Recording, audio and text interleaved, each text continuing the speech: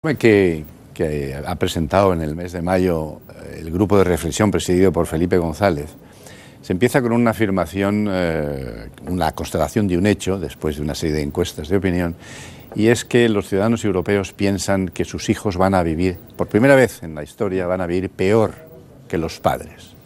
Porque normalmente los padres siempre pensaban, y tenían razón, de que los hijos iban a superarles.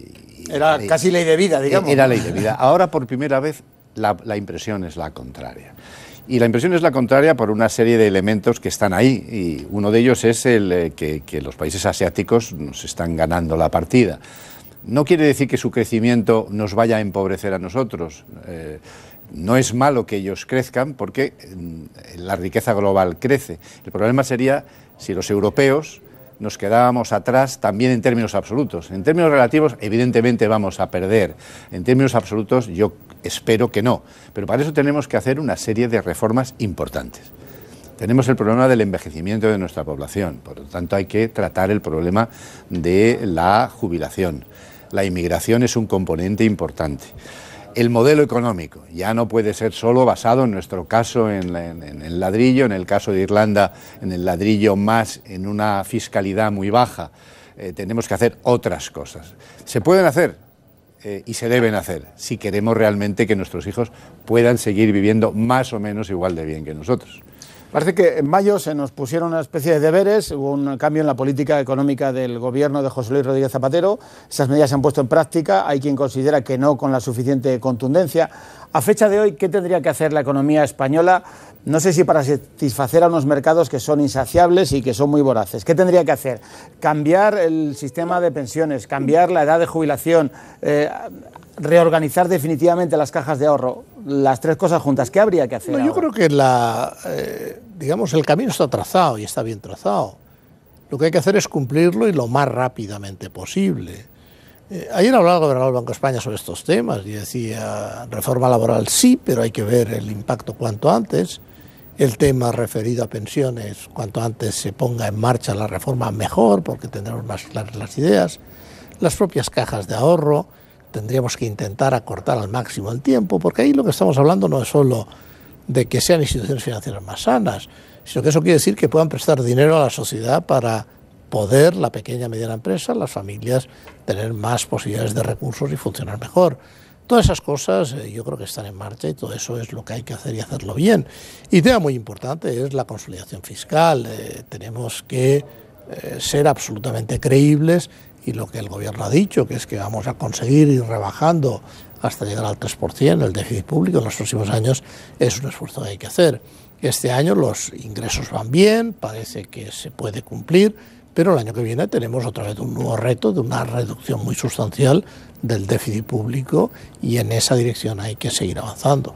Usted ya sabe que en una situación de ansiedad en la que hay tanto parado necesitamos casi creernos algún elemento de optimismo que nos permita pensar, no sé, ¿hemos pasado lo peor o todavía nos queda algún peldaño más que bajar? ¿Estamos en una perspectiva en la que podemos decir dentro de 2 años esto va a estar liquidado? Cuando comparamos esta crisis con otras, especialmente con la del 94, que también la vimos, hemos visto que esta ha sido mucho más profunda y más larga, pero es cierto que el momento peor pues lo tocamos ya hace algunos semestres, ya estamos en una situación de crecimiento prácticamente cero o crecimiento positivo. ¿Vamos a empezar a crecer a partir de ahora? Yo creo que sí. ¿Vamos a crecer de forma tan exponencial como se hizo en el pasado? Eso es mucho más complicado porque estamos en un contexto y también de cómo vayan los otros vamos a depender enormemente.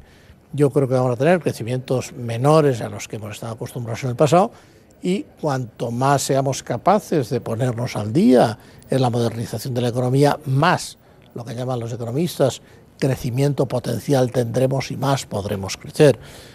Cuanto más reformas tengamos en ese sentido, mejor vendrán las cosas y antes vendrán. En este sentido, cabe hacer una pregunta sencillita, digamos, ¿no? Sí. ¿Quién gobierna el mundo? ¿Quién gobierna el mundo? Si esa especie de... Hasta ahora teníamos la certeza de que quien gobernaba era Estados Unidos, ahora cada vez, no sé si los propios norteamericanos han perdido esa certeza y cada vez hay más chinos que piensan que ellos están empezando a gobernar el mundo. En cualquier caso, ese gobierno mundial no tiene nada que ver con el que sale después de la Segunda Guerra Mundial. Hay un cambio absolutamente drástico, ¿no? Así es. Bueno, de entrada los Estados Unidos ya, de momento, por primera vez tienen una división ideológica muy fuerte en su seno, y el presidente de los Estados Unidos, que normalmente siempre es una figura respetada, aunque también haya una oposición fuerte, y siempre la ha habido, pero ahora en este momento realmente la otra parte de los Estados Unidos, la que no está con el presidente, su ataque es tremendo, y por lo tanto tampoco se sabe muy bien allí quién es el que gobierna, ¿no? Quién va a gobernar después de los resultados electorales. En el mundo pasa lo mismo. Estados Unidos sigue siendo una potencia hegemónica en lo militar, pero ya no es una potencia, el mundo no es unipolar, no hay una sola potencia. Ahora hay que repartir digamos, la influencia en el mundo. Y bueno, ese órgano, hay un órgano ya informal, ágil, que es el G20, el grupo de los 20, que tuvo un papel muy decisivo en las primeras reacciones frente a la crisis, donde Friede, que es el presidente del Consejo Ejecutivo, Pedro, y yo en el Club de Madrid hemos estado ayudando a los coreanos para encontrar una serie de elementos que les pueda ayudar a llevar su presidencia, que yo creo que lo han hecho con gran eficacia. Bueno, pues el G20 puede ser un poco, si no pretende ser mucho más, si no pretende arreglarlo todo, porque son países soberanos, porque se toman las decisiones por unanimidad, yo creo que si sigue siendo un foro informal, puede ser, digamos, un embrión de ese órgano de gobierno mundial, por así decirlo, y sustituye a ese vacío de la gente que dice, bueno, el mundo está desbocado, ¿quién está al volante? Bueno, pues yo creo que esa puede ser una respuesta. Es posible que sea alguien que no haya bebido y que esté en las mejores condiciones posibles. Le digo esto porque habla de Corea. En Corea estamos en una situación delicada, ¿no? Posiblemente no estamos en vísperas de una guerra, pero esa situación tan delicada, teniendo en cuenta el carácter absolutamente enloquecido y fanático y sectario del gobierno de Corea del Norte, ¿hace temer una posible confrontación militar? Yo pensaría que no, lo cual no quiere decir que hay que menospreciar lo que ha sucedido, que en mi opinión es muy importante. Creo que todos esperamos que el buen sentido predomine y que al final las cosas queden como están. Es cierto que en la confrontación Corea del Norte, Corea del Sur, que es un clásico en las tensiones del mundo internacional, hay movimientos, está toda la preocupación por la nuclearización de Corea del Norte, mientras que Corea del Sur ha elegido un modelo radicalmente diferente y es un país moderno, es un país razonablemente industrializado, que ha mejorado enormemente la calidad de su vida de su población. Yo creo que están jugando un papel importante en Asia. Asia es una región con grandes potencias. Corea no es China, tampoco es India, tampoco es Japón, pero es un país tan importante como podamos ser nosotros en Europa o más. Y en consecuencia yo espero que estas tensiones sean unas tensiones temporales y que volvamos a los temas más de fondo. Y los temas más de fondo, como decía Carlos, es hacia dónde va el mundo. Y yo creo que ahí el G20 ha sido enormemente útil para resolver los problemas de la crisis. Lo que sucede es que una cosa es el problema puntual y otra cosa es el gran escenario a nivel mundial que tenemos hoy, con enormes complejidades que tienen que ver con el desarrollo, con el cambio climático, con los temas sanitarios, con los temas de población, con muchas otras cosas, y un impulso político en ese sentido siempre sería muy útil. Sí, Corea del Norte básicamente es el prototipo del Estado gamberro, ¿no? Y es una fuente de conflictos importante. A mí no me preocuparía tanto si esa confrontación de Corea del Norte, que lo que tiene muchísimo miedo es a la democracia eficaz que hay en Corea del Sur, y que se le acabe el chollo, digamos, al dictador de turno. Ahora es el niño, antes era el padre. 3 generaciones de dictadores. 3 generaciones de dictadores. Entonces, precisamente esa es la reacción de Corea del Norte. El problema no es la relación entre ellos, porque eso sería manejable.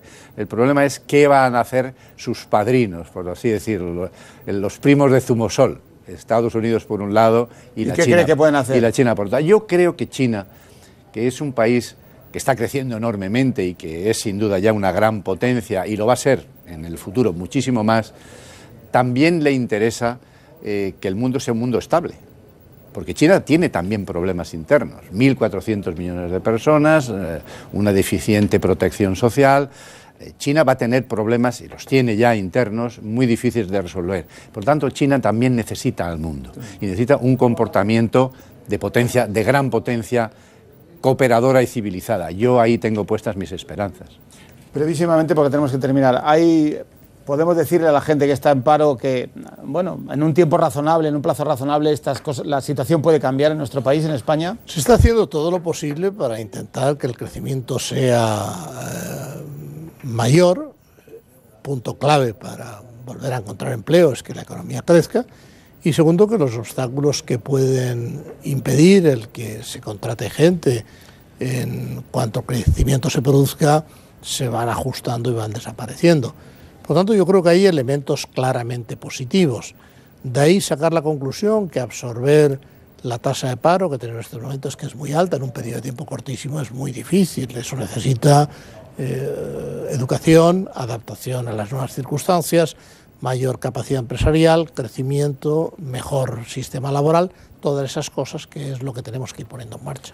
Don Pedro Solbes, un placer tenerle con nosotros. Muchas gracias por venir al debate. Carlos Westendorp, encantado de que haya podido estar en el debate. Muchas gracias. Ha sido un placer. A ustedes gracias por estar ahí. Si quieren nos vemos mañana con otros dos invitados.